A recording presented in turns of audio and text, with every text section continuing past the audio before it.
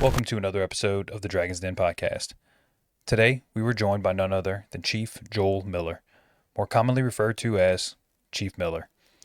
Chief Miller runs one of the largest fire social media pages on planet Earth and works as a federal fire chief here in central Louisiana. He's avoided all podcast appearances for the last 12 years, so it's actually shocking that he told me yes. We talk social media, recruiting, training, conferences, culture, how to treat your rookies, and much more. We appreciate Chief for stopping in, and we hope that he doesn't become a stranger. We hope you enjoy. Thanks for listening. Welcome to the next episode of the Dragon's Den podcast. Today, we are honored to have on Chief Miller. Now, technically, it's Chief Joel Miller, but most people will know this man as Chief Miller.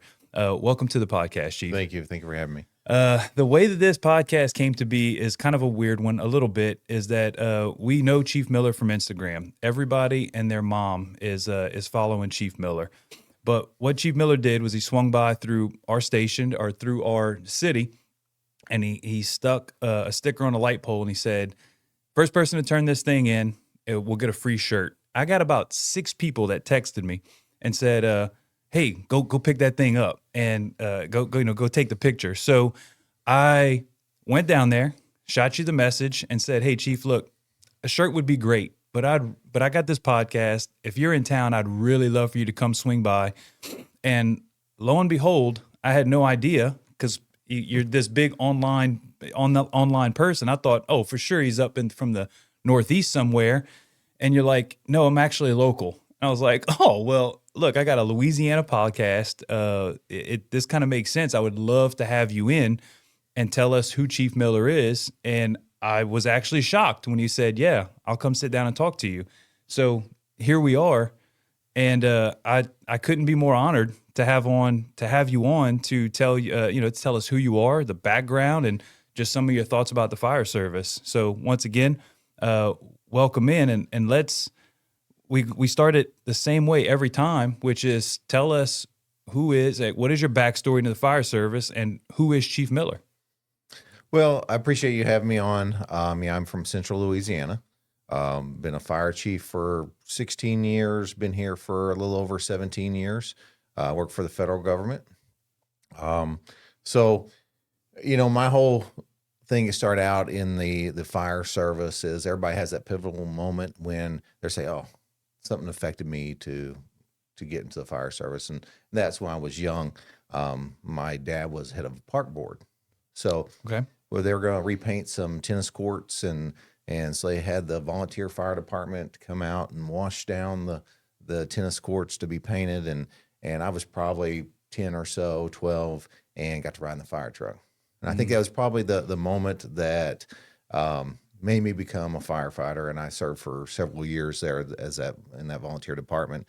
But as it's grown, went professional and ended up here in central Louisiana, and ended up with doing this Instagram thing and Facebook, and became social media guy. So. That was one of the quickest backgrounds I've ever heard in my entire life. Where did you bebop around? Like, where did you end up starting, and how many different departments have you kind of run through? Because you have a little bit more of a story than just, Yeah, so, I started in an Illinois volunteer department and town of 2,000, but we ran a lot. Mm-hmm. Well, they're probably down to about 1,500 now, and they still run a lot. Mm-hmm. And that's where I really cut my teeth. Went to Lexington, Kentucky for a couple of years, back to Illinois department, and then fell into the federal government. And then you finally landed here. Yeah. And you've been with us in Louisiana for roughly 17 and a half years, yeah. Okay. So that's the quick and dirty background of it. That's the you got plenty of time, Chief. You got plenty of time. Let's so once again, we talked about it earlier. You have we talked about it offline a little bit. You outside of, say, the fire department coffee guys, you probably have one of the biggest pages that I don't want to call it serious firefighting, but the fire department coffee guys, they do great work doing a lot of comedy stuff, but you have one of the biggest serious pages. Let's go down that path of how in the heck did that happen? Just because on the Instagram side, you're talking about 400,000+ followers, even bigger on the Facebook side. When did you start it? Why? How did you blow up? It's all by accident. So back, I've been doing this for 15 years. Um, for up until the last 3 or 4 months, I posted 7 days a week for 15 years. So, Okay, well, let's talk about that. Not just 7 days a week. You posted like one post a day. You were posting a lot. Yes. so when it started out, I like photography, Okay. and I would use my iPhone or a Samsung, whatever I had at the time, and was posting it. And it was landscape or this or that. And then I posted a picture of one of my fire pictures, and everybody loved it. And they said, "Hey, will you post my picture?" I'm like, "Sure, I'll do one feature post a week of a fire." Well, that didn't last even a week. Yeah. And it was like, "Okay, I'm going to do one a day, one post a day." Okay. And then it blew up from there. I was doing 150 posts a day. So, How did you get from one? Let's go back up a little bit. How did you go? When did you go from, or how long did it take to go from one post a day to 150 posts a day? I'm sure that wasn't an overnight thing. Did that over the course of several years? oh no, that was a matter of a month or two. Whoa. So everybody started sending me their photos from all over. I got a lot of connections from it. You know, I've met some wonderful people. I got a fire photographer friend out in California. We done some traveling. We go to Detroit and Philly and Baltimore and different places. You know, and got some of those pictures ourselves, of course. But majority of the pictures are from the people that follow me. And so everybody wants to tell their story, Yeah. you know, wants to see their department. Yes. So put it on there. And like I said, then Instagram didn't like me posting so much. It was messing up their algorithm. So it got shut down, got brought back. So now if you really look at the storyline versus the main page, the storyline has a lot more to it. And that's where the majority of the pictures go. You know, I try to keep it real, but I try to throw in some funny posts in there. What's really kind of weird is what works on Instagram doesn't work on Facebook. It's two totally different platforms. I'll post something on Instagram and everybody's like, "Oh yeah, that's awesome," you know, interior attack, this, that. And you post on Facebook going, "Why is people going in that fire, this, that?" And, you know, and a lot of times I remind people, hey, you know, I'm a curator. I post other people's stuff. It's not that I posted it or I posted it to learn from it. You can get really good training from some of these posts, what to do or what not to do. Yeah. You sent my brain into a spider web just now. I don't even know what the next thing I want to ask you is, but I know there's at least three of them. I want to back up a little bit. So interacting with people on social media is definitely something I want to touch on, but I want to go back to the growth of the page. Was that a natural progression, or was that kind of like, uh-oh, I have a whole lot of followers, what the hell is going on? Was that kind of did you have those moments, or was it just a slow climb to? Well, it was, I'm not going to say it was a slow climb. It wasn't overnight, but so it's really weird how algorithms work. So, you know, one day you may wake up and I got 5,000 new followers. And one day you wake up and I got 10. I don't have that You know. experience, but So okay. now with the algorithm, it's hard to gain followers on my Instagram because they don't want reposts. They want everything fresh, new, and they really don't. Fires against community guidelines, if you didn't know that. Mm-hmm. So they don't like fires. Interesting. I did not know that. Yeah, it's against their community guidelines. So the growth is super slow right now. It's just how the algorithm works again. But yeah, it took off, and it's kind of like a roller coaster ride, you know. But I stuck with it, and then it just snowballed because after I got X amount of people, they're like, "Hey, how about some merch? How about some T-shirts or something?" So I started the T-shirt and decal business. You said, hey. You said, hey. So who's asking you about your followers? Are saying, hey, Yeah, can you build some stuff? Yeah, followers are wanting merch. They So want stuff. yeah, so I started that, you know, and we started out as stickers and T-shirts, and now I'm selling fire gear and apparatus. You know, it's just totally Let- grown. let's get in. Let's put that on hold because that's gonna show up. I want to go backwards into interacting with people on social media. Early on when you're making your posts and people are I don't want to say chirping, but like, hey, this is wrong. That would blah blah blah blah. Did you find that early on you wanted to interact and kind of have some discourse with these people, and then you real that my thing would be you had so many posts, there'd be so many arguments that you maybe early on wanted to have those arguments, but then at some point there's too many, and you're like, you know what? Did you just step back? You got to a point where you're not even reading comments for the most part anymore. Yeah, I don't read a lot of comments because you always have some people that are gonna go down the wrong road with it. But what also came with this was the hate. Oof. So there for a long time, I got a lot of hate mail, basically. A lot of people hate me just because I have a big following. They don't know me. They never met me, or if you post something that's wrong, it's amplified 1,000 times. Nobody's perfect, but it's kind of how it works. But now I don't get so much hate mail as I did before. But now with AI, this is a whole nother problem we have. We'll go into that. What I meant to ask you about that. I literally was scrolling through your stuff today, and I said, man, I'm wondering if Chief, if you would have go back 4 years, AI was not a problem. It wasn't even really a concern that you'd have somebody posting something that's AI that even looked remotely close to real.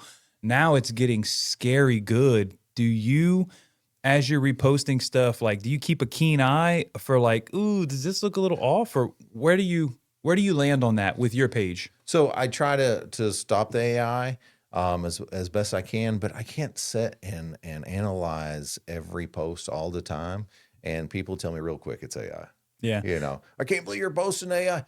It's an accident, man. It's not like I did on purpose. But it's hard. I work a 60-hour work week. I do social media marketing for companies. I have social media myself, and then I sell fire equipment. So it's like I can't research everything. Right. If you're pushing through, how many roughly posts are you making a day? Ballpark now? Are you in the 60, 70, 80? Probably about 80 posts a day. Yeah. So if you add into that time, like how much time am I going to spend watching and analyzing 80 different videos? It's like, okay, in other words, unless it's obvious for the most part, you're going to send it and then say, hey, guys, I'm sorry. If I missed it, I'm sorry. And then I have people also that yell at me because, like I said, that's from 2 years ago. Well, somebody just posted it today. I don't have time to sit and go through news articles and see when it happened. I can't fact check this. Yeah. It's hard. I try to do my best, but it is very difficult. Content wise, have you tried to, and this is a question just coming off the top of my head, the stuff that's coming in, are you filtering out like this is not appropriate for my page because it doesn't fit what I'm trying to do? Or is it kind of just, you just kind of spitting out? Is there a filtering process? All filtered. And here's the thing is, again, I'm a curator. So I have to do what everybody else wants. And a lot of times I have posted stuff going, everybody's going to hate it, and it blows up, but on the same note is, it's extremely difficult because over the past 15 years, I've seen a huge change.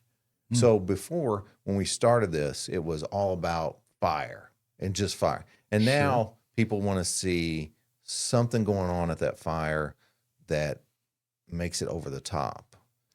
They just don't. They're almost numb to the regular old fire. Regular old fire, but hey, we've seen this flash over or backdraft or something. That's what they want to see, with a little humor thrown in there.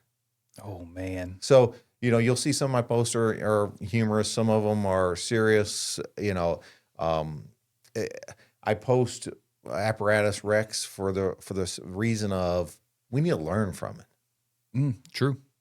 There are people that use those posts for training, and we need to learn from that. Yes. So I'm giving the fire service something positive out there that they can use, but still gives the average person something they can enjoy day to day. And that is originally your main goal, right? Your main goal of putting stuff on the internet altogether was to kind of support the men and women that are out doing the job. That's right. And I don't pick and choose just this country. Sure. So I mean, because we all got brothers and sisters around the world that's doing the same exact job we are, just in a different place, maybe with a little bit different equipment, but doing the same job. So from that, the continuing on social media, one of the things that you wanted to discuss was how fire departments, the fire service in general, is really, I don't want to say failing, but maybe that's what it is. They're underutilizing social media potentially for recruitment, but maybe it's two separate things. How we're underutilizing social media and also having kind of a recruitment. But let's stick with the social media first. Where do you think we struggle as a fire service in underutilizing it? So I'll ask you a question. Sure. Do you want to go to a department that is only a fire prevention department? No, obviously not. No. I don't want to work in fire prevention. So you want to go fight fires. Sure. Firemen want to fight fires. And that is something that the departments are lacking on their social media. Oh, it's great to put out there that you're having some checking car seats or you're giving away free smoke detectors. But as a recruitment tool, firemen don't care about that. They want to see fires. They want to see who's running.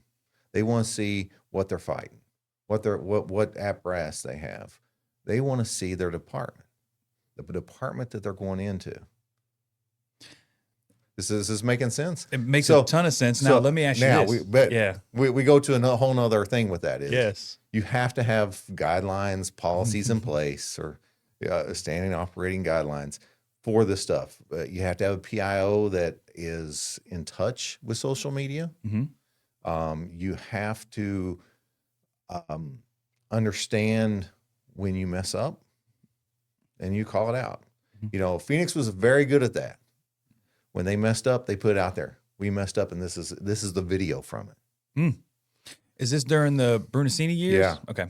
Yeah, they were very good at that. They would always put out there when they did something wrong. It was a learning tool. But going back, as a recruitment tool, if you're not posting fires on your social media, you're not recruiting. Would you say, okay, let's touch on helmet cams / allowing a fireman to wear a camera of any sort, GoPro, doesn't matter. If you've got what do you think about, what is your overall picture of that? Because obviously it's twofold. Yes, it would be good for recruiting to be able to take that footage, throw it to your PIO and say, here's what we did.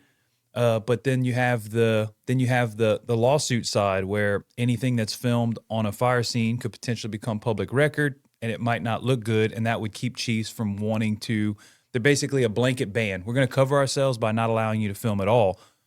If you have no footage, where do you stand on that? So here's the thing is, a lot of that you're going to court anyway. Okay. So whether you have footage or not, somebody's going to get called into court. But on the same note is, as long as that footage is being supervised, per se, you have it on certain people. You cannot say everybody can have a helmet cam. If it was me, I'd say, hey, these are our busiest trucks or these are busiest rescue, put a helmet cam on somebody on each shift. And then all that footage has to go through somebody, has to be filtered through somebody. So it's going to create some work. Right there. That person that's got that helmet cam has to know that, hey, you cannot post anything without it being approved. So you just have your trusted guys. Maybe you stick it on an officer of the 2 or 3 busiest trucks in the city, and you say, you set a policy. When you guys have a fire, if you remember to turn it on, that footage has to come back to the PIO as part of like a standing. When you do the report, you pull your footage, it goes to the PIO. Yep. For whether it be for training or potentially for social media use if you start posting your fires. And they edit it and they post it. So it creates a social media. So But if your PIO guy is not like super edit heavy and savvy, it almost creates a possibility where you as a fire chief maybe to look at, hey, is there a volunteer guy that wants to edit this stuff or there is a ton of experience in the fire service with this type of stuff. yes. I mean, these are young guys. They know how to do this.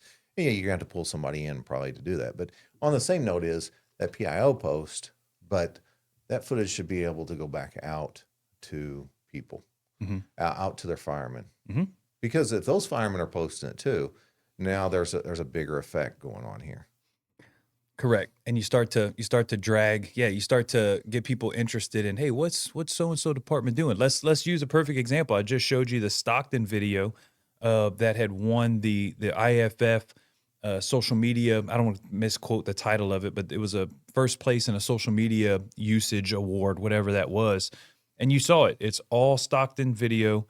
Got music behind it. There's the quote that the speech that we've all heard about being a fireman. What do you think about something like that? Where do you fall on something like what Stockton did? I think it's awesome. Mhm. I think every department should do it. So let's go back to recruiting in as whole. The fire service has failed, Mhm. and here's why. Okay. So when I graduated from high school, it was get associate's degree. Then it became get a bachelor's degree, and now it's become get a master's degree.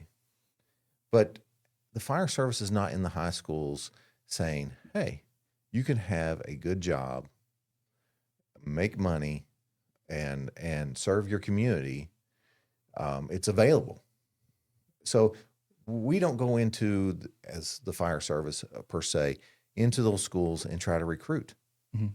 You know, how many departments have a recruiting officer? Army's got a recruiting officer. Why isn't the fire service following that same thing? If you have some type of program inside the high schools, and I'm only aware of one in Louisiana That has a full-time person that is in a school teaching fire. yeah, yeah. I don't know. I don't know of one. That's in the north part of the state, Right. and that's what they do. Mm-hmm. And so now it gets those kids involved. Mm-hmm. EMS has caught on and started doing that. Mm-hmm. So they're teaching EMS as a class in high school. So you can come out of high school, you have an EMT, and they're ready to go. But the fire service don't even make career day. We have, it's volunteer. It's not a full-time position. It's a guy that basically says, hey, I'm willing to go out to this career day and do the thing. But if we don't have that, like, I don't know if it would be assigned. I don't want to speak out of turn here, but it is a volunteer position. That's in order ahead to manage of that. most people. Yeah. And even, but let's go. Another thing is volunteers. Mm-hmm. The volunteers are really struggling. Mm-hmm.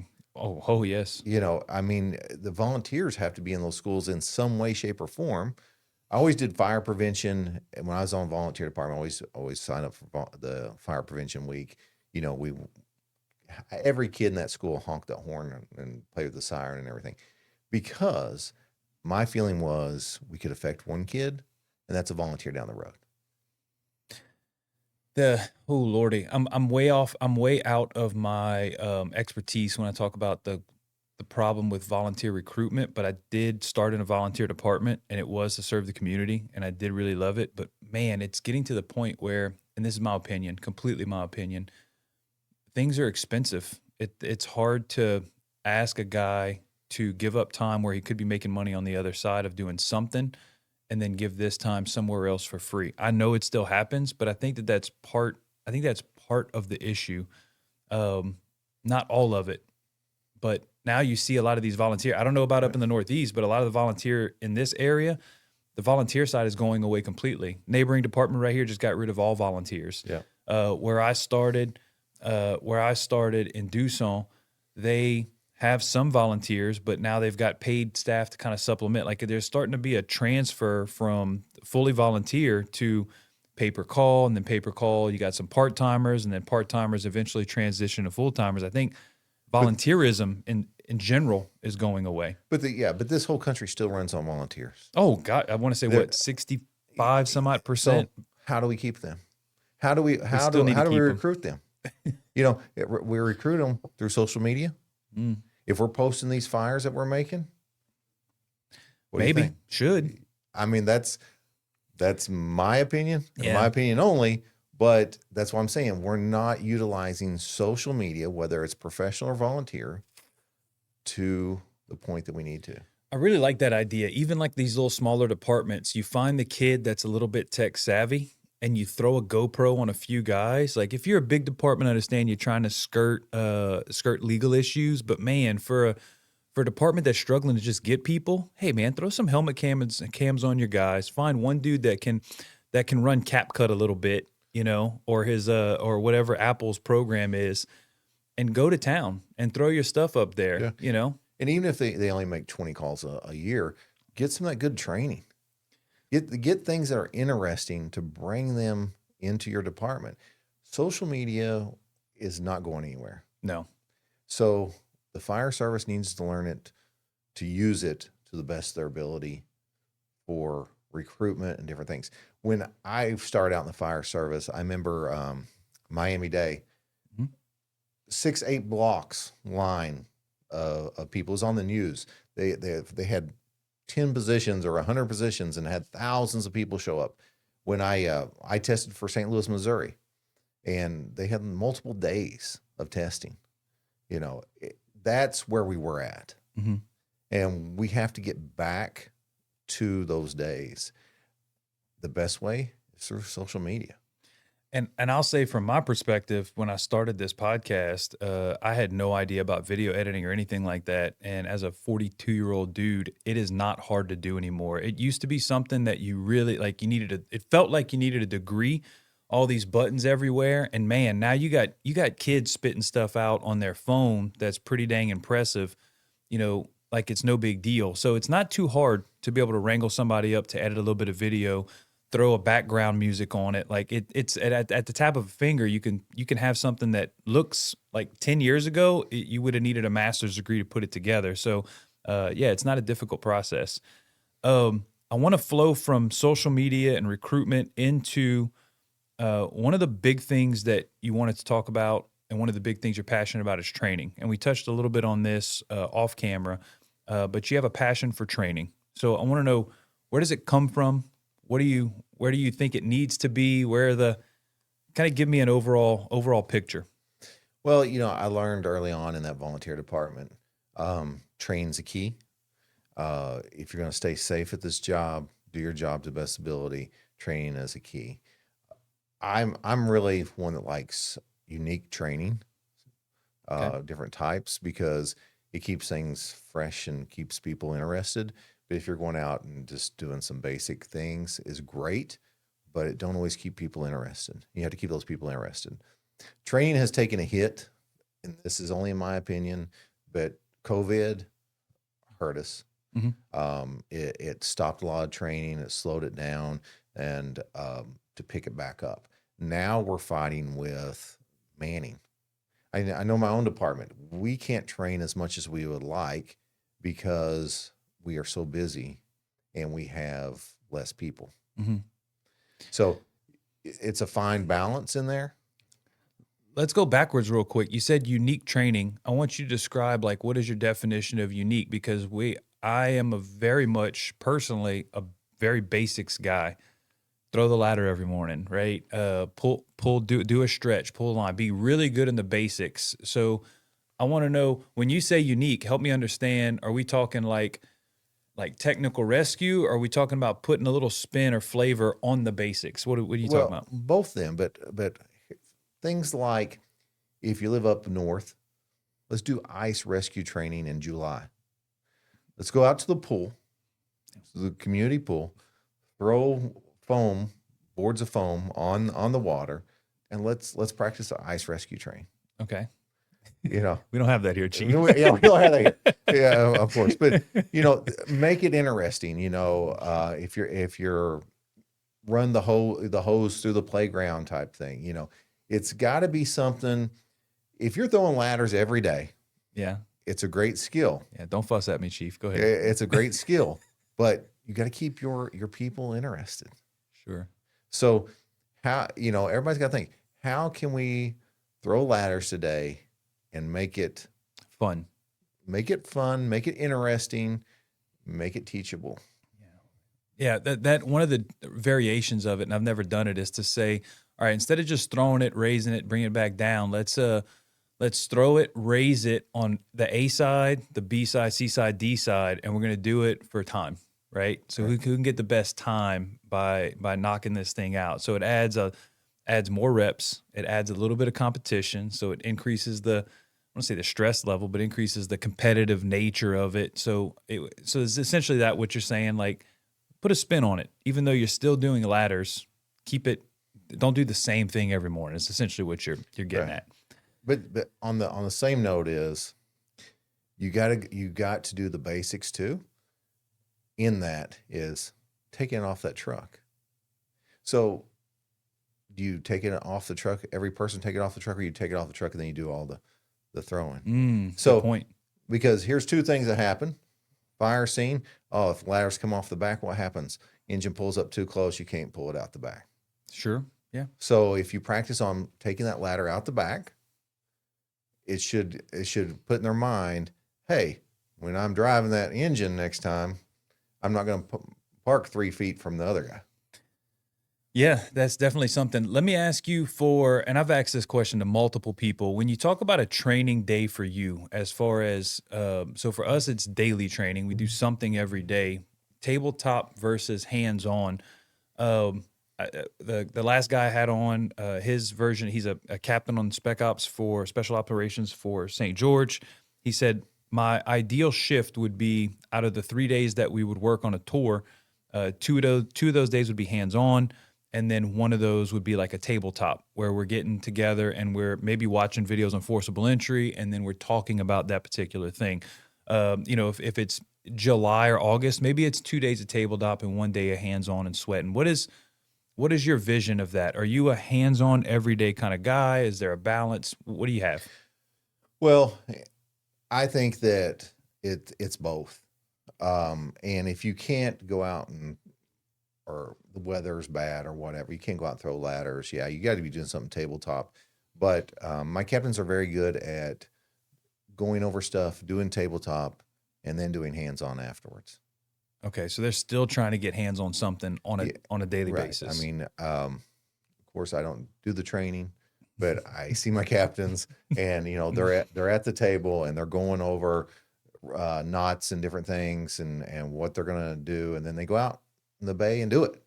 Right. Because that is two learning functions. Some people are a visual talk to, and other people are a real hands-on. Mhm. So you have to work on both ends. Chief, what I want to ask you is, for your department specifically, you have a lot of special operation style stuff that is not typical in other places. So you guys are well trained in things like everything from inspection to, to these all these specializations. Like, discuss that if you want to tap on that real quick. Yeah, so my department's a small department, but they do a lot. Mhm. So every firefighter, we don't have a prevention department and different things. So my firefighters become Inspector 1 and 2s. They learn construction safety, OSHA, become OSHA 10 or 30. If you're supervisor, you have to have OSHA 30. So they check about 400 fire extinguishers every month. We do our own sprinkler testing, our own fire alarm testing, so check fire department connections on a monthly basis. There's a lot that we do because we are a small city, and we also have a hospital on our property that we also have to fall under Joint Commission guidelines. So we do penetration inspections. So you have to smoke doors, fire doors. So they learn a lot in a short amount of time. It takes about a year to know our facility and to get to learn it. But I have some excellent guys. But if they ever walk away, they walk away with training that you're not going to get at a typical fire department, especially as being a firefighter. And on top of that, when you talk about the daily training, or you talk about training in general, like, your guys are busy. Outside of the calls that they're running, they're doing all these, I don't want to call them extracurriculars, but they are there's a lot of extra stuff that you're not going to do at other fire departments that is going to stress their day. Their day is going to be filled up where there's not a lot of downtime, but they're still going to be able to get in, or should be getting in those tabletops plus some hands-on on the basics of fire. Although 80% of their day might be crushed by inspection style stuff, they still need to be able to pull hose, force doors, do searches, throw ladders, the whole nine. Yeah, and also again, they got to learn sprinkler testing, inspections, and all this other stuff too. And we like I said, we have a good bunch of people. We do confined space rescue. We do swift water rescue. We have divers. So all this on top of it, it's kind of crazy. So my guys stay busy until 4 o'clock every day. And then they also have to find their time to work out because it's mandatory workout. You just hit on Yeah. you hit on one of my favorite topics, working out. How does that work for your department? Mandatory workouts. Oh man, I love to hear that. So they have to do a minimum of 30 minutes of workout Something. of something. Yeah. So like I said, my guys, a lot of them do CrossFit. They set Good. up CrossFit and do CrossFit. We provide a lot of equipment. They bring in some equipment, but over the past several years, we've gotten a lot of equipment. It's important, the Chiefs don't do it so much. I mean, some of my Chiefs get out there. I get out there when I can. If I work a 60-hour work week, federal government's a little different, so I have to do at least one 24-hour shift a week. So I try to, but my guys are diligent and they do a really good job, and we don't have to get on to them about it. You've got to do a 24-hour shift on the truck? Well, not necessarily on the truck, but I have to do 24-hour shift. Yeah, do a 24-hour shift. So Okay. yeah, but we've been so short-handed. Yeah. I've been doing 2 and 3 24-hour shifts a week, plus Monday through Friday. Also, the rest of them are 9-hour days. Oh Lord. And Hey. I have to take leave. We also don't get holidays, so I have to take my leave to take off a holiday. Goodness gracious. So the federal Yeah. government's a little different, but Yeah. All right. So from the working outside, which once again I think it's fantastic that y'all y'all do it and y'all force it. I say force it. Y'all are mandatory, whatever word you want to use. From there, let's go to. You mentioned something earlier, and it was one of the spider webs that I was like, oh man, I could talk about 10 things. You talked about. Let's go back to the social media page and talk about what had it opened up, like the types of if you would you having a social media page that blew up versus not having one at all. What kind of connections what things were you able to do in your life and people you're able to connect with that would not have been possible before Chief Miller? so I mean, it's provided me with friends from around the world. Mhm. I flew out to Los Angeles for some fire photographers there. Had never met them. Mhm. We're now good friends, and we do a lot of traveling. I know people from Chile, so I see them at FDIC every year. It's really opened up a whole host of people in the fire service and the fire equipment and world, and so I've been able to say, hey, this needs to be changed or what in the equipment side of things, and they can take back. But also, like I said, I've learned a lot of new things from people that I've met and have, I guess, mentored and gave me guidance in what I do also. But just a lot of friendships that I would have never had. So now, your circle, social media for me, my circle of my town has Mhm. now became the world. Yeah, I feel some of that. So there's two ways I want to split right there. Once again, you keep spider web in my brain. FDIC, you go every year? Every year. How long you been going? Oh man, 15 years. 15 years. Never been, want to go. Hint, hint on camera. If you want to take me one year, I'd be more than happy to hop in your backpack. So that's the thing is, I cannot believe when people say they've never been to FDIC. It's the Super Bowl of the fire service, is why I say. Yeah. Um, It's expensive, Chief. That's why. It is expensive. I used to send guys. I haven't been able to send guys for a while. I go on my own dime because now I'm more involved in the equipment side of things. That was the second route, but And go ahead. so I don't get to go to the training like I used to, but hands down, some of the best training you're ever going to get. Yes. Indianapolis opens up their city to firefighters. So I'm going to do this quick, but You're fine. so Take your time. like at the beginning, they have hot classes and stuff, and they take you out in a charter bus. You meet downtown, and they take you out in a charter bus. I've seen police escorts to get where they need to go so they can get there in time. When you see the amount of people at night that's out and just the brotherhood, so we came out of I don't know, one of the manufacturers was putting on a get together, and we came out and we seen this column of smoke. So let's go. So we went, and it was like a 3-alarm fire. We get out and we're walking down the road, and there's a police officer coming at us with handcuffs in his hand. And he's like, back up, back up. Oh, you fireman? Oh, you go down front. You know? So, I mean, they really open up their city to firemen during that time. It's a good time. Okay, we're still going to hit the equipment side because that is part of your story. But I want to back up real quick, back to FDIC, let's talk about conferences because it is the big show. But I know you have some experience with the fact that the growth of conferences, I would say in the last, don't make me lie to you, probably 10 years, but really heavy in the last, say, 5 of being able to bring these. You've been going for 15 years. If you got to if you were an FDIC level instructor, it was like, oh, those are FDIC guys. Well, now it's almost, you can find those guys almost anywhere now. Lyft, like just in Louisiana, Lyft, small town, job town, and Hammond, CFT, hop over to Texas. Those guys are accessible, whereas previously you had to go to FDIC to listen to them. I'm assuming that you think that's a good thing. What's your view of these conferences popping up kind of all over the place? It is a good thing. The problem is they don't get seen. What I'm saying is you don't hear about them a lot of times until it's too late. They don't get to the publicity they should, again, because poor social media. They need to be out there, more accessible.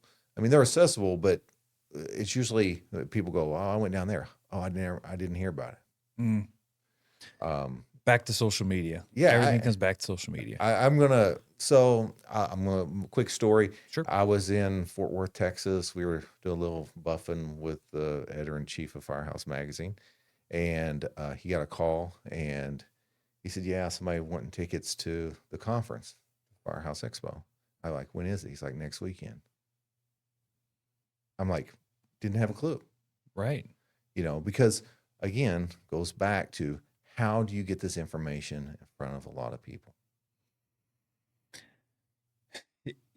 So good quality social media, editing, clever marketing to be able to make your stuff, pushing it out into the front. That makes sense. I wrote an article years ago.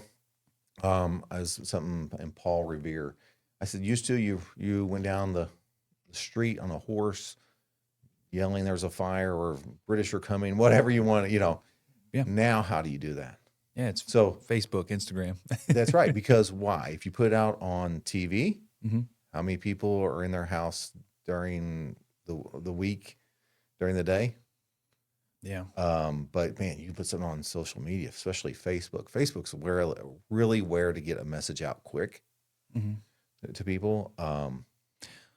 What do you think about TikTok? Let's touch on that one real quick because that's where all the people are now, and there's trends, right? Because it used to be this, and then it's at MySpace, which doesn't. It's all in waves and patterns, but TikTok is kind of the big one right now. Have you dabbled on that? Yeah, I'm on TikTok. I have a lot of followers over there, not as many as the other ones. Yeah. TikTok is good, and again, it's a different group of people. Different market. Yeah, sure. I don't like it because it went to a shopping network. Sure, that's that was my downfall with it. But it's a younger crowd again. It's a different crowd, and it's all good. I mean, LinkedIn's good. I mean, I can't even count how many social media platforms I'm on. X, all the stuff. Yeah. if you're a platform social media person, I guess it makes a lot of sense. And I've been dabbling with that too. Like, I don't have a Facebook, but like, do you do a Facebook and then do you do a Tik? Because I don't have a TikTok either. It's something I wrestle with. But You have to have Facebook and TikTok. You won't get out there. yeah, it won't get out there. I know. My mission has never been to blow up and like try to monetize. So I've always been like, look, if they like it, they can listen to it. If they don't, then they won't. It's not. But that's a different conversation. All right, so from conferences into, let's talk about the other spider web that jumped off, which is equipment.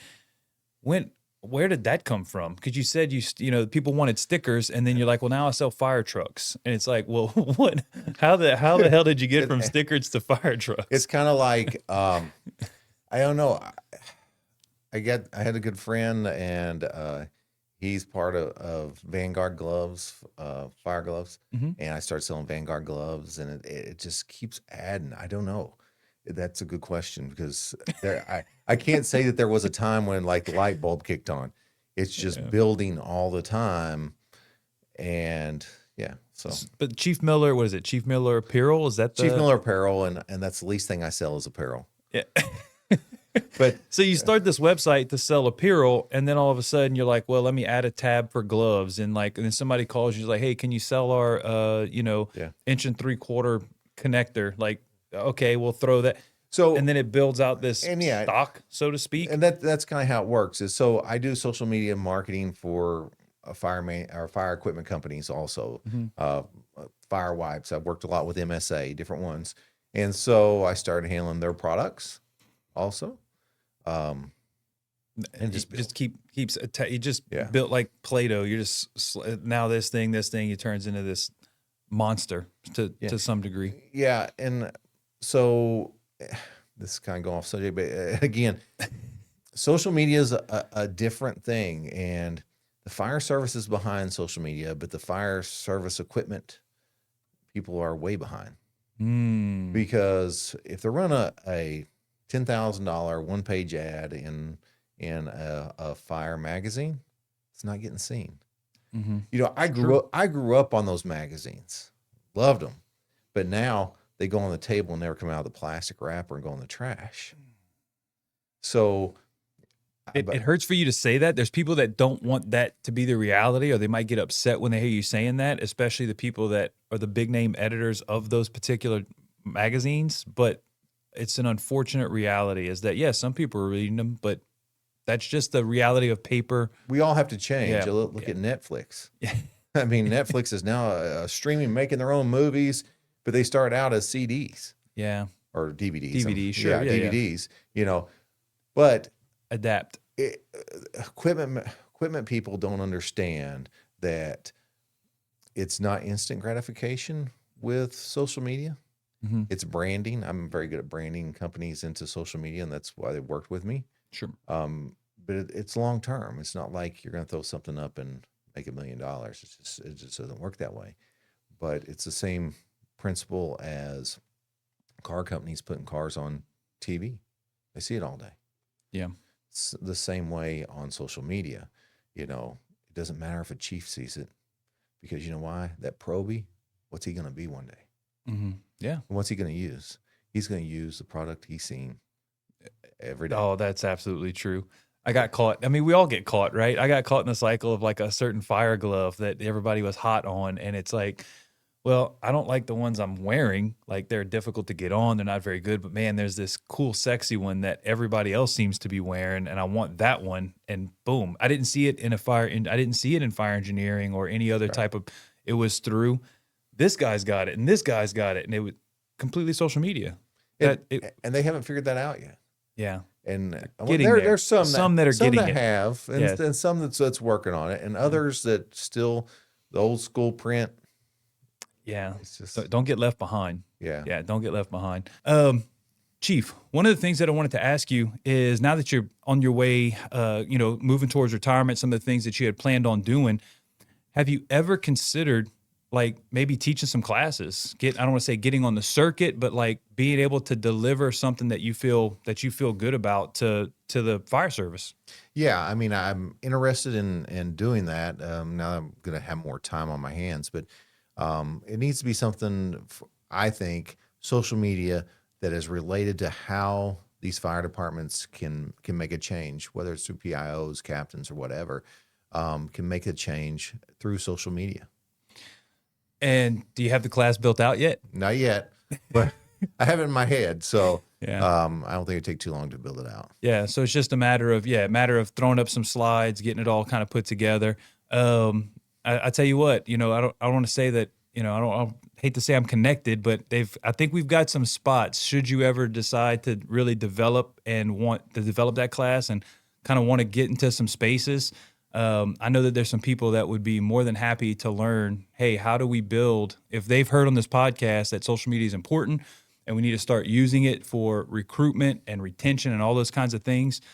There's some people that are going to go, oh, wait, Chief Miller's going to teach a class on it? Yeah, I'll listen to what he has to say. And then hopefully, maybe it'll be another, once again, you're going to have 60 to 80 extra hours of time. Let's try to fill it with you helping out on that end, right? Could be a whole new chapter. A whole new chapter. If you thought you were traveling before, man, if you ever hop on the circuit, you might be traveling even more. But once again, you have time, part of the experience. So, Chief, one of the things that I noticed about you is when I was trying to reach out to, not reach out, but trying to find out more information about you, because once again, I didn't even know you were from Louisiana, is I was looking at like, hey, what other podcast has he done? Like, let me go and listen to his story so I have a better understanding of who Chief is.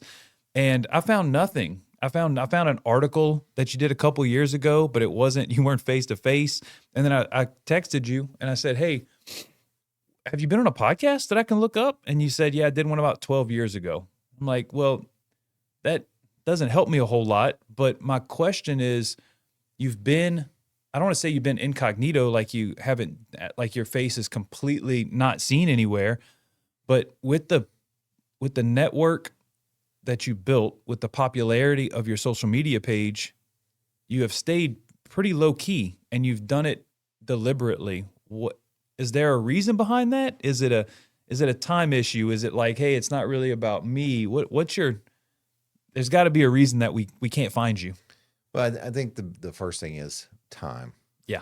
There's only so much of it. And I work, like I said, full-time fire chief, work Monday through Friday. And then I have social media to do. I have equipment stuff to do, and social media marketing for these companies. I stay busy. Mm-hmm. And most people like yourself here, we're doing it on a Saturday. Yeah. You made time for me. Sure. And a lot of them can't do that. And that's very difficult for one. I pick and choose also what podcasts I'm going to do or what I'm going to, where articles are going to be or something. Media appearances in general. Yeah. I mean, because again, I'm here for the fire service. Mm-hmm. I want to promote the fire service. I've had opportunities to do big podcasts, mm-hmm. And I've turned them down. Again, it's not a fire service podcast, And the other thing is I don't get approached to do them. So a lot of people, I don't know, are scared to approach me in a way. And I don't know why that is, but a lot of people just won't reach out and say, hey, let's do this. I'm going to tell you, I'm going to back up. I'm going to echo your thought right there and show it to be correct. When I started this podcast, there were a bunch of people in the fire service that there was zero chance I was going to approach them because they were too big. You would definitely have been on that list. You definitely were on that list before I started the podcast, before I got kind of deep into it. Corley Moore tells a story. He's probably the biggest fire podcaster that I'm aware of. They've got some big ones out there, but anyway, regardless, Corley's big. And he talked about when he was trying to pull guests in, he tells a story over and over about there was a particular person, I cannot remember their name, but he typed it up in, I think it was Facebook Messenger, and he was having so much trouble hitting enter because he was afraid of the rejection that he literally looked away to hit enter on it and then didn't want to look at the result because he was that kind of like, he just didn't want to accept the rejection because of how big this name was. And the guy was like, sure, when do you want to do it? And then what he found is that as he would reach out to more and more people, they just kept saying yes. I have had a very, very similar experience where I was like, oh, I don't know about like this dude will never tell me yes, but I'm going to send it anyway. And then they say yes and over and over and over. I bet that people are not reaching out to you for that same reason, that there is this aura of it's Chief Miller. He's got more people of the people that I'm following, Chief. Overwhelmingly, of the people that I'm following, 240 of those people are also following you. There's nobody even remotely close to second place. So there might be a bubble of like, oh, we can't ask Chief because he's not going to come on or whatever. So I think there is a protectionism feel from that. So I wanted to echo that, but go ahead. So yeah, and I think once that bubble pops, then it really goes. But I've been very good luck after this. I've been very fortunate to meet a lot of famous people, from presidents to Miss America to NASCAR drivers, in my lifetime. How in the hell? Wait, how in the whoa, back up. You breezed over that way too fast. How the hell did you get into those rooms to be able to meet these people?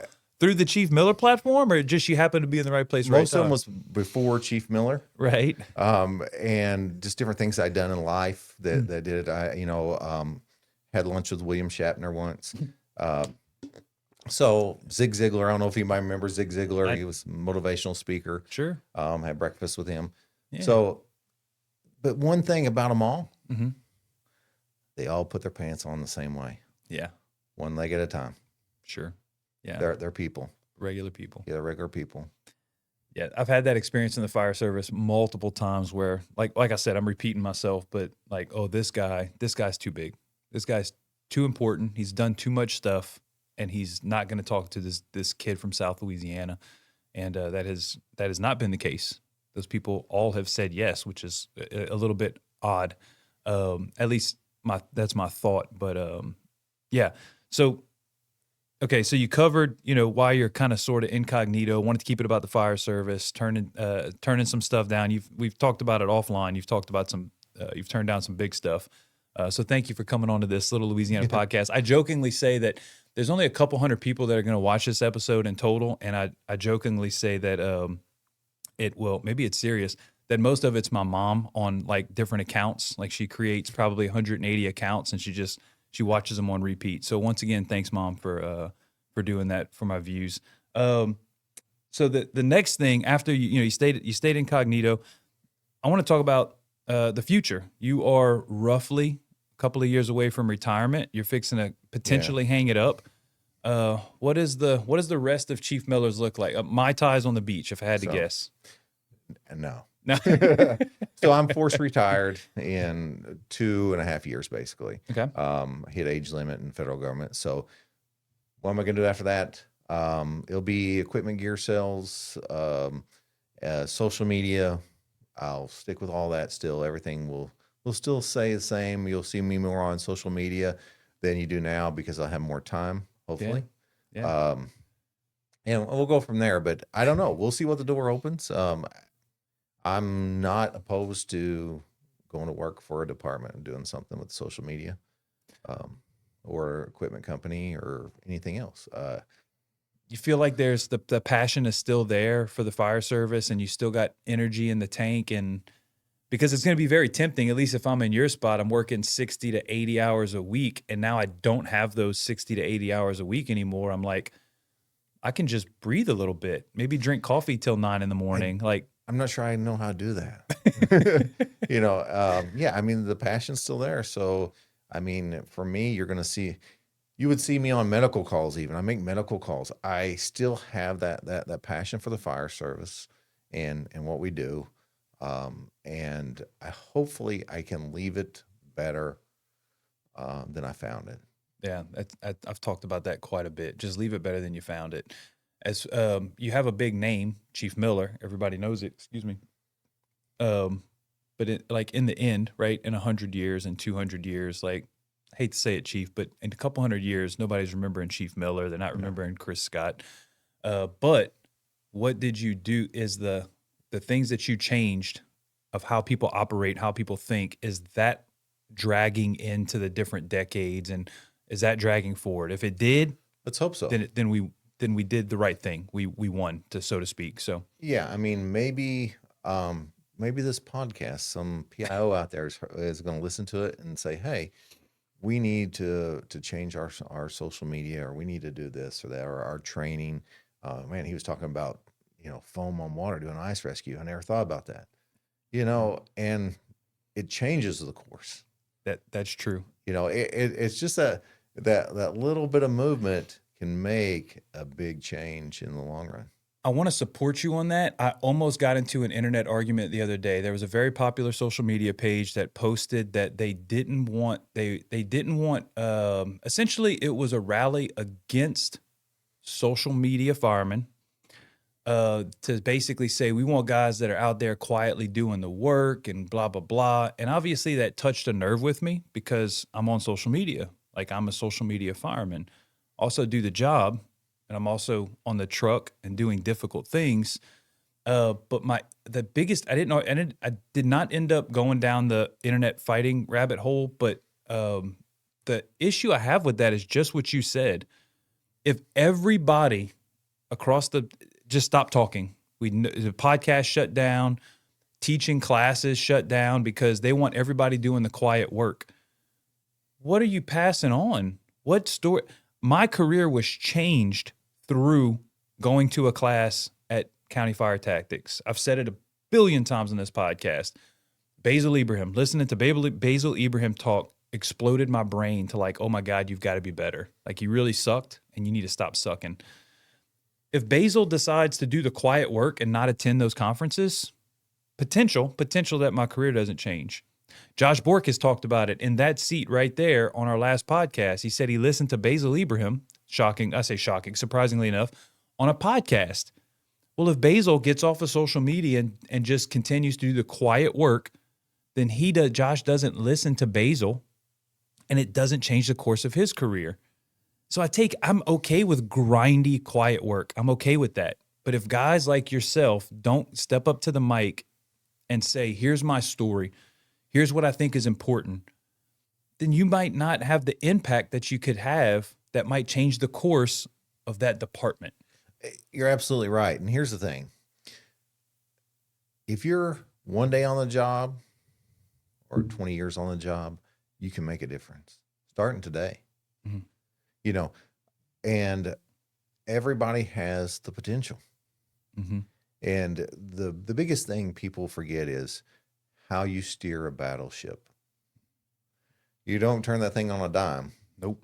It's a slow, gradual turn. Yes. And, that guy that started today, by the time he retires, what difference can he make? I mean, I never thought I would be in the position I'm in now, and have the followers I have, but I do.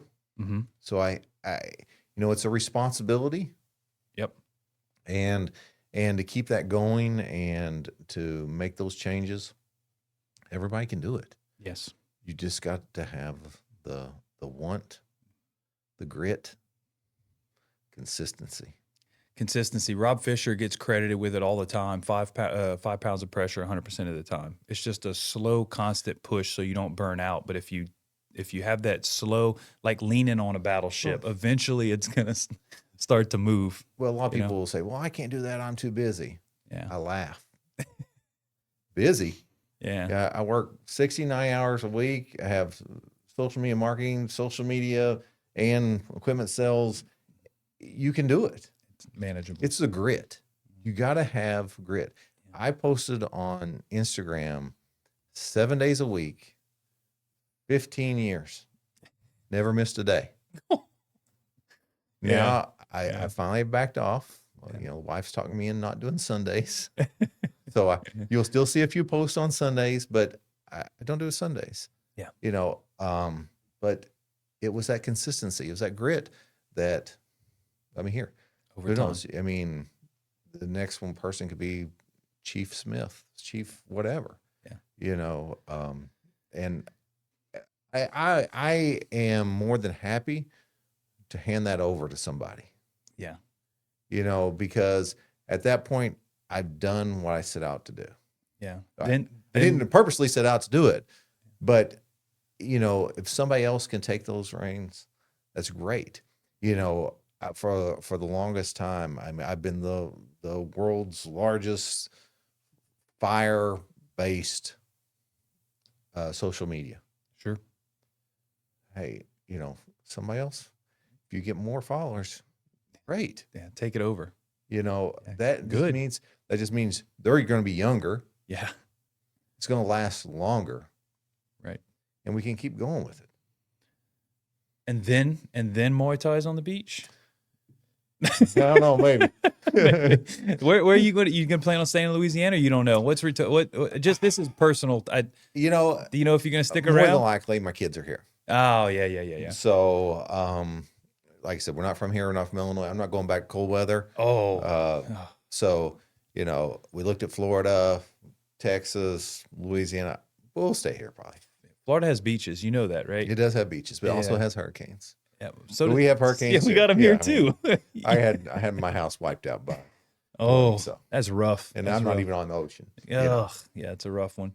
All right, so that's the future. I asked, do you have anything else that you wanted to kind of talk about before we clean it up with the last 3 questions I got for you? No, I mean, I appreciate you having me on here, and hey, man, this may be my new thing to go on the podcast. Oh yeah, we're gonna hit the you're gonna hit the circuit Yeah, now. You're gonna hit the circuit. Yeah, I mean, that's just the fire service. We have to make it better. Yeah. All right. So my 3 questions. Normally I ask 2 questions, but I'm adding one because a guy texted me, said, ask him this one. I said, okay, we're going to ask him this one. This is I want to know, you have a magic wand, right? Magic wand. You could fix one thing. You only get to pick one thing in the fire service, right? Because I know there's a lot of things you could probably want to fix, but you only get one. What do you change? What do you change? We're going to go unlimited budget, and we're going to go magical to the most degree, magical powers. So this is something that really don't cost money, and that is how we treat a probie. Go for it. Because I remember my first days on the job, and you feel like you're in this bubble, and you're scared to do anything. But we, as a whole, don't always treat them the best. And they have a long career ahead of them. And we can cut down a lot of learning curves and stuff by how we interact with them. Whether it's a captain taking them under their wing or whatever. But if you go back to your first days in a firehouse, I mean, you're probably scared. You didn't know what to do. And not saying that you were bullied or anything else, but we don't do a good job of just saying, hey, relax. This is what we do. We'll walk you through the steps. You don't have to learn on your own. Simple. That's going to vary from area to area. You know that. Yeah, There are yeah. some probies that absolutely get beat on. You Right. know that. And there's other areas where there is some mentorship. But as a whole, you are correct. As a whole, we eat our own. Yeah. We force people to not work to their ability sometimes. Some people leave the fire service because of it. Good people. I've seen it. Yes. Because, we're down in them for not doing something that they had no clue. Ooh, oh man, you're going down a rabbit hole that I love, and it comes down to expectations. We are very poor in the fire service at delivering expectations to our rookies, and one of the biggest complaints that I've heard about from rookies is, a captain or an officer, whoever, will get on them about like, it doesn't matter the thing, just pick it, like the spider webs in the corner of the blah blah blah, or I wanted the bottle facing out versus this way. And instead of laying down whatever their expectations are on day one, like, here's the list of all the things that I have an issue with, and you go down the list, like, okay, we've got pretty much everything handled. Instead, they don't give them expectations, and then one day they fuss about this, and then another day they fuss about this, and the next thing you know, that officer's like, this kid's worthless. He doesn't know how to do he's screwing this up and screwing that up, and like, well, did you ever tell him that was a thing for you? And like, Okay. no, yeah, he just should have known. He should have known that because the captain, the officer that he did, that's what he did when he was a kid. But you didn't pass any of that stuff on. And now he's a bad fireman when really he was never a bad fireman. You just didn't set him up for success. So let's go down the bad side of social media. Okay. We've taken away a lot of learning with social media, with privacy per se. Now everybody has to have their own room. You can't find people all day. Used to, what'd you do? You didn't have social media. What'd you do? Yeah, you hung out sit around at the dinner table, drinking coffee, telling stories, learning. It's not there. Not saying all departments, but that's the trend. But it's trend. Now I have to get on the intercom, yell at somebody that's in their bunk at 1 during the day, 2:00. Sure. Used to, you studied together. You lived around that coffee table, that dinner table. Sure. That was the glue. Yes. And man, people had really good stories. Now they weren't always true, but I mean, really good stories. I did a ride along with St. Louis in my volunteer days. St. Louis Fire Department, they used to do ride-alongs and sit at that kitchen table and listening to some of the things that they've done and the calls they have and the guys that would tell you the mistakes. Don't do this. I learned the hard way. That's the bad side of today's generation and social media, is we don't have as much of that. So many stories there. What year roughly did you come on when you entered the fire station? Ballpark. 90, 91, yeah. So obviously you were way, way before cell phones. I came in 2008 with the volunteering in about 2006, but like cell phones were not worth anything to scroll, and it was just essentially a cell phone. But my point is, I caught the very, very start of people being stuck in their phones. One of the great things about training and tabletopping is that it forces the guys together. It forces them together, and you start down a path of whatever, whether it's forcible entry or it doesn't make too much of a difference. But that can start to create some of those stories where if you were at the dinner table with us and we're doing forcible entry and you came on in the 90s, you got a lot of stories. You say, hey, you see how he's doing this with the Halligan and blah, blah, blah. And then you can say, man, I tried that one time, and here's where I really struggled. I remember this call, and here's another thing that I did that's been very good in my career that did work. And then that it might not even be forcible entry anymore. You might be talking about, man, that was the same fire where they had the flashover that did the thing and now we're all learning. We're all together. We're forcing each other to talk to each other. That's the benefit. And we had I'm going to finish this thought with, had Chief Spell on in one of the earlier episodes, and he held this thing up and he said, the main thing, and he came on, I think he came on in the early 80s. He said, this thing is killing the fire service, unfortunately. So that's the down, because they stay buried. It's killing, but it's killing the brotherhood. It's killing the brotherhood, but it's also, man, they're using it to learn. They are. They're on YouTube watching a video how to do it, this and that. And there are those firefighters that bring back some of that knowledge, that when we do that tabletop training, they're like, hey, I watched this video. I seen this video on social media. Let's try it. YouTube, whatever it may be. So it's just a different generation that we got to get used to. But we still have to mold it into something good and work with it. And every fire department in the nation has that ability at their firehouse. I filled in at a firehouse one time for like a few weeks.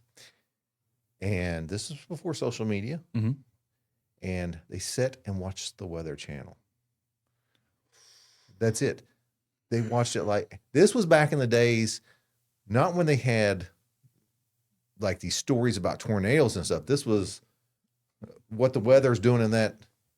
On repeat. Yeah. Same thing. all day long about lost my mind. Because I was always bouncing off walls. I always wanted to be at the busiest station, Sure. and that was before social media. Yeah. So The it's culture was bad. I say bad. It was bad even pre social media. I don't think that captains know how much responsibility they entail, that they have, You got it. because everything we're really talking about falls on that captain, that senior man's shoulders. Your station, your crew, your shift is only as good as that captain. That captain is the thermostat. He sets the temperature. He's not a thermometer. He's a thermostat. He sets that temperature. And he can set it high or low or very neutral. Yeah, but he controls. He controls the arguments. Yes. He controls that probie. Yeah. And if he's going to learn, if he's going to be a good fireman or not, how his next 20 years is going to be is on that captain's shoulders. His first captain. People don't realize that. They take captain as lightly, where it's one of the most important jobs in the fire service. Now, whether it's a lieutenant or captain, it's that person that's running that shift. Correct. You're gonna teach that crew, hey, we train every day, or we do this. This is how you should behave in the fire service. This is what you should do. And it's something that needs to be reinstilled into our captains nowadays, that they have a heck of a responsibility on their shoulders that they don't know that they have. They don't know what they have. They drive the culture. I love that, setting the temperature, because if they go laissez-faire and just whatever, then everybody coasts to complacency. Yeah. They turn it up, they will follow. Your crew will follow. Yeah. If a captain that does nothing, their shift runs amok. Or their crew runs amok. Oh, I got so many stories. We're not gonna go on a reel. It's that captain's responsibility, and usually that captain is one of the older, more senior guys on a shift, and so he has that experience. Mm-hmm. One of the things I wanted to touch on before we move on to the next thing was, like, when you talk about the good and the bad of social media. I know with my fireman, I'm gonna call him out. I'm fixing to swap crews, but Briggs, I'm calling you out by name. He's both good and bad about that. He's glued to the phone, right? That's if he's eating, his eyes are on the phone. If he got the ear pod in, it's just glued to it. But I will also say, on the good side, when he sends me stuff, he sends me fire department stuff. Yeah. Hey, here's a new, did you see this about pulling line? Did you see this about forcible entry? He does the exact thing that you talked about when you said it as an example of a generic, but I'm telling you that it does happen with my guy. And so it's you got to figure out, how can you manipulate what we have into more of a positive thing. So it's a good thing. And, that's the captain's responsibility. Yeah. For me, a small department, I learn my people. A captain needs to learn his people. When people walk in the door, I'm like, he's in a bad mood today, or this is going on him. And I use my people's strengths. I know who's best at what. So sometimes I pick the days that a task that needs to be done, because I know who's on that crew, and they're going to be easily accomplished that day. Right. Why task a shift that don't have the knowledge or the people that needed for a task? Why put it on them? Oh, be careful. That's another topic. Be careful. What if you think, okay, I'm ready for devil's advocate. Yeah. What if you're beating up the guys that are the go-getters and the good crew, and you're not giving the task to the not as accomplishing, and you're overstacking one. I agree. And the other ones are You got to be real careful about that. Yes. But how our shifts run, they pretty much all work with each other, so it's pretty easy. But if he's on my department, Mm-hmm. he has something. Mm-hmm. You just got to find it. Yeah. Find his thing. So I mean, hey, it's Jim's hazmat, and this one is ropes, and this one is good with communication, and this. So you Split use it it. up. Yeah. I mean, if you're doing, hopefully, you're pulling out the best of them, Mhm. but you got to know them first. Yeah. One of the things that the other crews do, I heard it from a different fireman, is just like a daily check-in. Sit around at the bumper, catch them on the bumper and just check in. Hey man, how you doing? What are you? And I don't do it. I don't do it with my crews, not nearly as much as I should, but doing it daily. Hey, what'd you do on your off day? Just a quick, yeah. What was your day like yesterday? How was it? Or what'd you do on your It's 4 extremely days? important. I know, man. I And need to implement that. It's probably more important now than ever, Yeah. mental health wise. Yeah. Oh, that's a whole. That's it's a whole nother podcast, Yeah, it's a Chief. whole other podcast. You know, we see a lot Yeah. in a short amount of time, where it's a 20-year career or a 30-year career. You see more than most. Yeah, I mean, the normal person's going to see 2 or 3 traumatic incidents in their life. You may get that in a shift. Sure. Yeah. Well, look, you're right up the road. If you want to come back if you want to come back, you have Part 2. You have an open invite to come back, and we'll deep dive into literally whatever else you want to deep dive into. Before we get too far down that rabbit hole, let's bring it back. All right. So treat the probie better. Backing up, right? Just treat our probies appropriately. And mold them, mentor them, because they're the guys riding the truck with us. My probie might have to pull me out. Like, I definitely want him to be dialed in and ready, instead of treating him like trash and, beating on him and bullying, all that stuff. I've never been a fan of that, but that's the takeaway there. The next question is going to be, we talked about this off camera. I really don't like your answer, but I'm going to let you do it anyway, which is mentors of the fire service. I personally believe mentors are critical to the fire service. I've said it many times on this podcast. I didn't really have, growing into the fire service, a mentor. And what I consider mentor is a guy or gal or group of guys or gals that are they have like a vested interest in your success. Even though I say a vested interest, they're not getting anything back out of it, but they're pouring themselves into you to make you successful. It's kind of that captain that you're the one you're talking about, where it's his goal to drive and set the temperature and pour into you.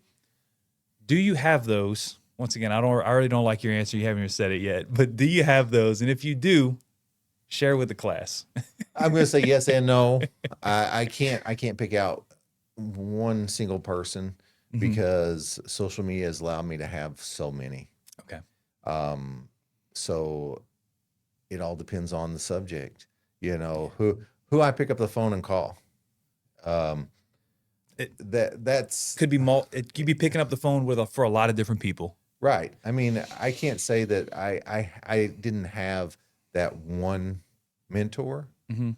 I had the village. They say it takes a village to raise someone, kid or something. Yeah. Kind of the same way I had the village. Yeah. And I was fortunate that way, and social media was the reason for that.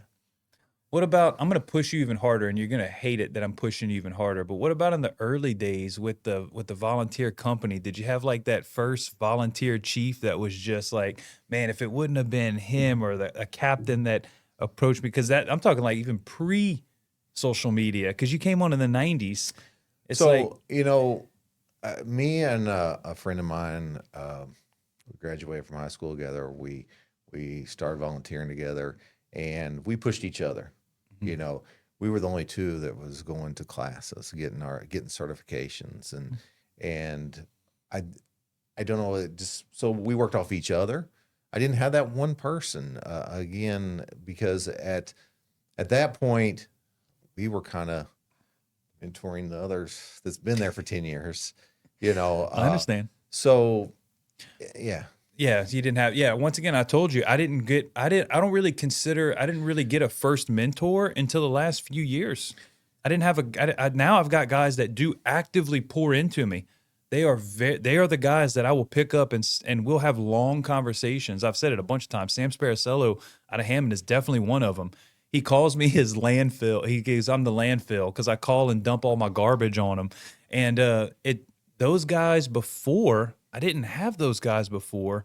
So I guess I'm supporting your point, and like I understand that they may not have existed early. They might exist now, and you just have the network is maybe a little bit too big to be able to say Yeah, it's well, this guy. and I mean, I can go back to my first career job. It was the captain. Hmm.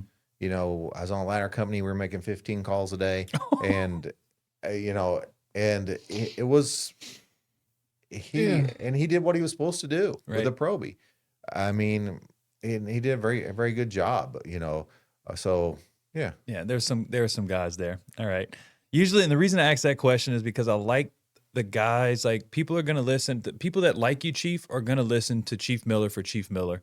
And there's guys that sometimes if it's not Chief Miller, if it's a different guest, that they're listening in. And I've had this happen where that person is given a mentor that I'm probably never going to interview that person, and they have reached out to say, hey man, that was I didn't know that you even thought of me that way.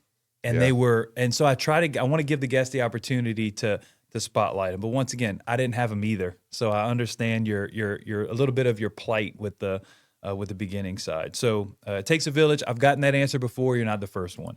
All right. From there, another question I'd like to ask is if you would have to go back in time and you capture the Joel Miller that is fixing to enter the fire service early on, whether it be career, volunteer, doesn't make too much of a difference, but you got to grab that young man because you're fixing to step away. You got to grab that young man and give him a piece of advice that you think will make his career better, just overall better. You can only give him one. Keep your mouth shut and your ears open. Well, now you're treating him like the rookie. Yeah, I mean, but Come what on, I Chief. mean, but what I mean by that is go into it, learn from everybody else. Sure. You know, I see a lot of people coming into the fire service that know a lot, or they think they do. Okay. And so they have to pick and choose when to insert things. And I know that sounds weird and it's difficult, but you can learn so much more when you're not talking. If that makes sense? It does. You know, and I'm not saying not to put your 2 cents in. Not to be a know-it-all, of course, but listen. Mm-hmm. Listen to what they're saying, and then you can approach it as, hey, that's great. I saw this on social media. Yeah. You know, yeah. well, let's try. Can we try this? So it's really opening those ears and learn. Yeah, that is good advice. I'm going to push back on you, and I almost never push back on these. I'm going to push back on you. Once again, the culture of the fire service, if you've got those complacent captains that aren't teaching, then it puts your Proby in a really rough spot of they're going to be in like, now they've got to kind of do it on their own. They have to reach out to the social media, and now they're maybe a little bit solo because the captain doesn't want to train. So I do agree. You shouldn't come in and say like, hey, I know everything. But I'm a little bit on the opposite end of the spectrum. In my expectations, I tell anybody that comes with me, rookie or not, I want you to ask me questions. I love questions. We'll answer them all day because my theory is, and it's not my podcast, it's yours, but my theory is if I can't answer the question, if I have an opinion about it, but I can't tell you why, then maybe I've got to reconsider where my opinion is at. So there is a lot of there are a lot of people in the fire service that they kind of fuss about the rookie that won't stop with the I know everything. I love those guys because it sparks conversation. I don't want to say it sparks argument, but it makes me think, why do I think that way? You're right. I like the yapper. Why don't you teach a class? I mean, have you seen a class how to be a good captain?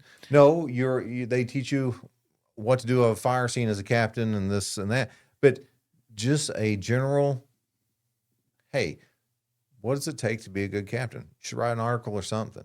Yeah. I mean, you know, because the same thing is some people get thrown in that captain's position not knowing. there are classes out there. You already know that. Like Shannon Stone's class, the leader Nuggets from the Right Seat. He's been teaching that one for a decade, if not longer, maybe 15 years. He developed that for one of the first CFTs. He's told that story a bunch of times. He's taught it at FDIC many times. So that it's not a class of here's how to force a door or here's how to stretch a line. Those classes exist. It's a how to be a line boss. Yeah. And it does come down to those types of things. So they do exist out there, but yeah, those I actually enjoy those classes quite a bit because we talked about I talked about this on the last podcast, hard skills versus soft skills. One of the things that Aaron Kowal had said is, and you know this already because I'm assuming that you were a line boss at some point, like you had moved through those ranks. How much of your time are you spending doing the hard skills, the door forcing, the stretch, and the throwing the ladders? It's not a big chunk of your day. What is it mostly? It's mostly the soft skills, interpersonal relationships, checking in on your guys like you talked about earlier. Man, hey, what'd you do in your time off? Knowing your men. How much time in instructor one or officer one, officer two, those certification levels dealt with soft skills? Not enough. Not in the same percentage that you're doing them, right? So, I enjoy those classes because essentially we've been blocked out of those types of skills on Jones and Bartlett or IFSTA. I say blocked out. They're not as prevalent as they probably should be. That's my opinion. Absolutely. That's absolutely correct. Yeah. I mean, and there's, in my opinion, there's not enough of them out there, enough classes. I mean, there is some great classes, but it is a skill. You know, you as a captain, you know how to read people. Because you can't, without being able to at least read your crew, it's hard for you to accomplish things.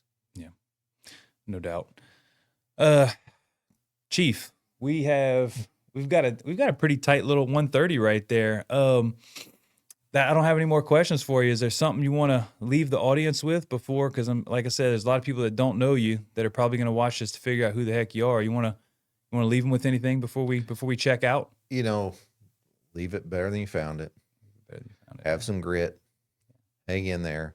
Yeah, you can accomplish anything. Everybody has the power from a probie up to make a difference, and you got to be consistent. Have grit. Stick with it. Now, for all the podcasters that are going to watch this, that are going to contact you after to have you on, maybe they want to ask you questions. Maybe they want to hear more from you. I know you're a busy man. However, if somebody wants to reach out and talk to you, what is the best way to get in touch with you? Best way is Instagram, Chief_Miller. Send me a DM. I try to check them all and get back to everybody. I get hundreds a day, so it takes me some time sometimes. But I ain't gonna lie. When I sent you this, when I took the picture next to the poll for that sticker deal, you weren't checking it, and I was like, he asked for the thing, and then he's not checking his thing, and then I looked up who you were following, like the people that you follow, and I saw Jenny Joubert. Yeah. I'm like, well, first of all, why is Chief Miller following you? And she had told me, I said, text this man and say, hey, the picture's in, because I was like, he might not even check it. Because really, I was trying to get you. I was trying to get you on the podcast, but it does take you a while. Yeah, it takes me a little while, and I was down here shopping. So on my way home, I get out my phone and go, "Oh, somebody's already got it," you know. Yeah, and like I said, that's another person I met through social media. It's just now we've met through social media. Yeah, you can meet a lot of people and do a lot of good things. Yeah, no doubt. All right, so hit up Chief if you want to get in contact with him. If he wants to start running the podcast circuit, good luck, because there's a bunch of them out there right now. But Chief, once again, I said in the beginning of the podcast, I did look at you as one of those like, man, I can't invite Chief Miller on. He's way too big, way too popular. So if you would have talked to me even 6 months ago, especially a year ago, man, one day you're going to be sitting across from Chief Miller talking to him, I would have laughed. I'd be like, there's zero chance. So it truly is an honor to be able to sit down face to face. And like I said, now that I know that you're about an hour away, I might call you in again. Like, hey man, you back in Lafayette? Let's Anytime. go. Let's hit another topic and get you back in. I appreciate you inviting me on. All right. Thank you, Chief. And let's go enjoy the rest of our Saturday. Huh? Here we go. Thank you, brother.